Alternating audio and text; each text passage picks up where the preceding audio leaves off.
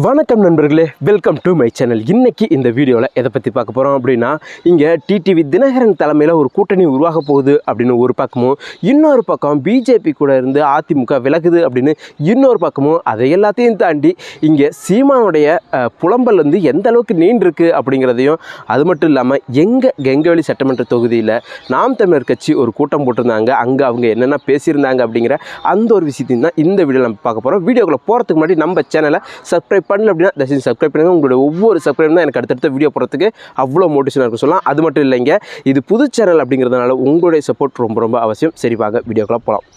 முதல்ல இங்கே நாம் தமிழர் கட்சி எங்கள் கெங்கவெளி சட்டமன்ற தொகுதியில் நேற்று ஒரு கூட்டம் போட்டிருந்தாங்க.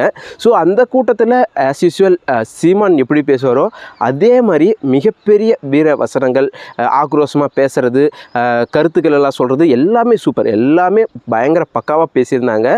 அதே சமயம் விஜயையும் லைட்டாக டச் பண்ணியிருந்தாங்க. அதில் நான் வந்து எதுவும் சொல்லலை, எந்த ஒரு அதுக்காக வந்து நம்ம கோவப்படுறதோ ரியாக்ட் பண்ணுறதோ இல்லை, அது காமனாகவே சொல்லியிருந்தாங்க. ஓகே தான் அப்படிங்கிற மாதிரி எனக்கு ஃபீல் ஆனிச்சு.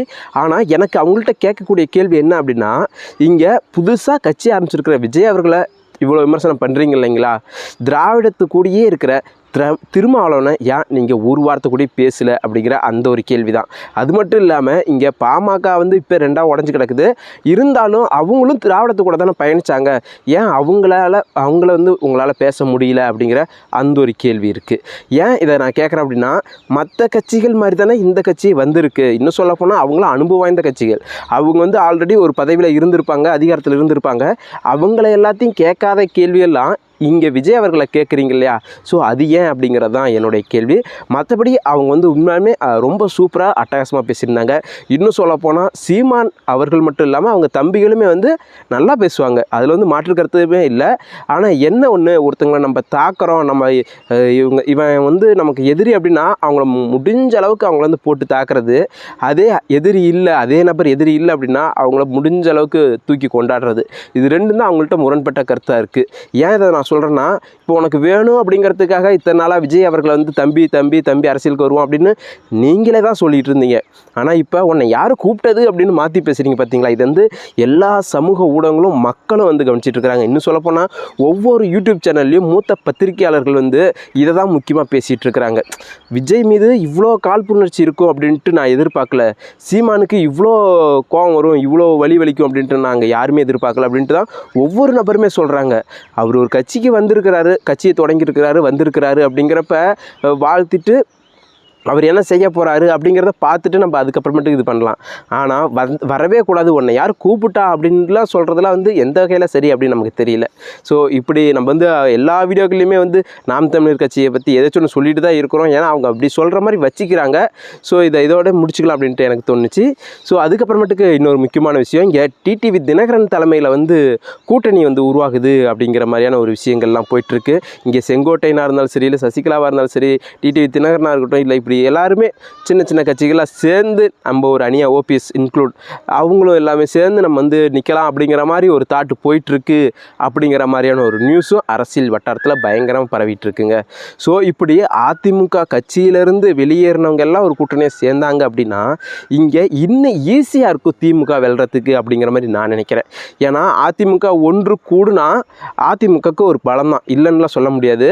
ஆனால் அதே சமயம் எடப்பாடி பழனிசாமி அவர்கள் சொன்ன ஒரே ஒரு விஷயம் வந்து சரியான வேலிட் பாயிண்ட்டாக வச்சுருக்கிறாரு.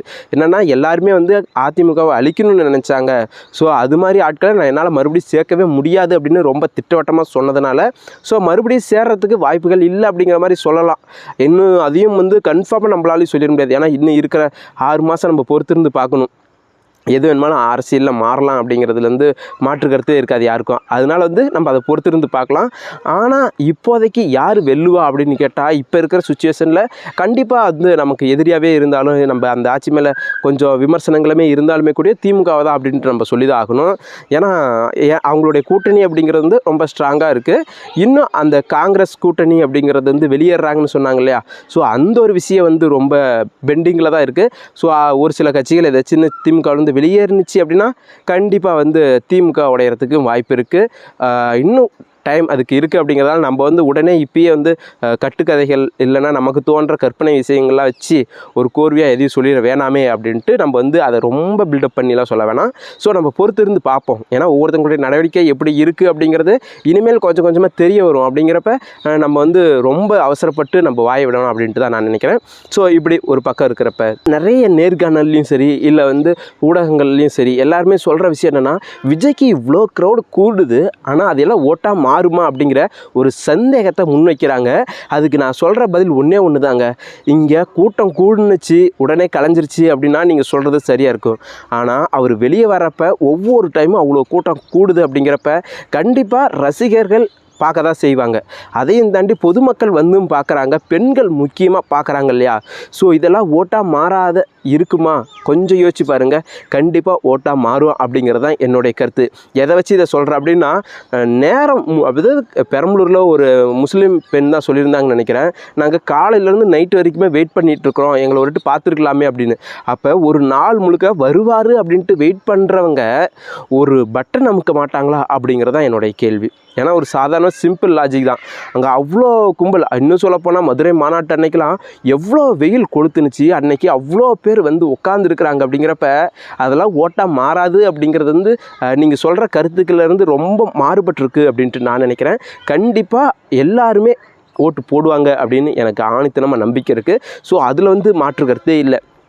இன்னும் சொல்லப்போனால் இவர் இன்னும் தேர்தல் அறிக்கை அப்படிங்கிறது வந்து இன்னும் ரொம்ப வெளியே விட்டுட்டார். அப்படிங்கிறப்ப இன்னும் மக்கள் வந்து அதிகமாக வரத்துக்கு வாய்ப்பு இருக்குது. ஸ்டாலின் ஐயாவை வந்து மிகப்பெரிய அளவில் வந்து விமர்சனம் பண்ணியிருந்தார் விஜய். நீங்கள் சொன்ன வாக்குறுதிகள் எல்லாம் செஞ்சிட்டிங்களா? நீட்டை ரத்து பண்ணுவேன் அப்படின்னு சொன்னீங்க, ரத்து பண்ணிங்களா? இல்லை சொசைட்டியில் வந்து உளுந்த பருப்பு ஆட் பண்ணுவோம் அப்படின்னு சொன்னீங்க, அதை ஆட் பண்ணிங்களா? டீசல் விலை 5 ரூபா குறைப்புன்னு சொன்னீங்க, அதை குறைச்சிங்களா? விவசாய கடன், கல்வி கடன் இதெல்லாம் வந்து ரத்து பண்ணிங்களா அப்படின்ட்டு கேள்வியை ரொம்ப, அதாவது கேள்வின்னு சொல்ல முடியாது, அவங்களுக்கு கொடுத்த வாக்குறுதியை அடிக்கிட்டே போனார் இல்லையா? ஸோ அது மாதிரிலாம் இல்லாமல் நான் என்ன செய்ய முடியுமோ அதை நான் செய்வேன், செய்கிறத மட்டும்தான் சொல்லுவேன் அப்படிங்கிற மாதிரி அவருடைய பிரச்சாரத்தில் அவர் சொல்லியிருந்தார். அவருடைய தேர்தல் வாக்குறுதியில் இன்னும் டீட்டெயிலாக நான் சொல்லுவேன், என்னால் என்ன செய்ய முடியும் அப்படிங்கிறத அவர் ரொம்ப ஓப்பனாக சொன்னதுனால அதெல்லாம் சொல்லும்போது உண்மையாலுமே இங்கே இருக்கிற மக்கள் கண்டிப்பாக ஒரு மாற்றத்தை எதிர்பார்ப்பாங்க, ஓட்டு போடுவாங்க அப்படிங்கிற ஒரு நம்பிக்கை. ஏன்னா காலங்காலமாக அதிமுகவா அதிமுகவா அப்படின்னே போயிட்டு இருந்தவங்களுக்கு கண்டிப்பாக சரி இந்த ஒரு முறை வரட்டுமே அப்படின்னு போகிறதுக்கு வாய்ப்பு இருக்குது. அப்போ ஏன் இத்தனை நாளாக சீமானுக்கு போடலை அப்படிங்கிற கேள்வி இங்கே எழுறதுக்கு நிறைய வாய்ப்பு இருக்குது. சீமான் அவர்கள் வந்து மிகப்பெரிய அளவில் பரிச்சயம் இல்லை. இப்போ கொஞ்சம் கொஞ்சமாக அவருடைய கருத்துக்கள் மூலிமா மக்களிடையே ஓட்டு வாங்கி பரிச்சயமாகி 8% இப்போ உயர்ந்திருக்கிறாரு. அதெல்லாம் மாற்று கருத்து இல்லை. ஆனால் எடுப்பில் இந்த அளவுக்கு அவருக்கு பரிச்சயம் இருந்துச்சா அப்படின்னா இல்லை. இப்போ சீமானுடைய ஓட்டும் பாதி வந்து வெளியேறுது அப்படிங்கிற மாதிரி இருக்குது. ஏன்னா அவர் வந்து ஒரு கட்சி, அவர் வந்து தேர்தலில் இருக்கிறாரு அப்படிங்கிறப்ப அவர் ஜெயிக்க மாட்டார் அப்படின்னு அவருக்கு தெரிஞ்சே அவர் வந்து ஒரு சில விஷயங்கள் பேசுகிறாரு இருக்கிறது இல்லையா? ஸோ அந்த ஒரு பாயிண்ட் ஆஃப் வியூவில் அவங்களுக்கு ஓட்டு போட்ட எல்லாருங்கிறத விட ஒரு பாதி பேரச்சு டயர்டாக இருப்பாங்க. நம்ம எவ்வளோ தான் ஓட்டு போட்டாலும் இங்கே இவங்க வரமாட்டாங்கன்னு தெரியுது.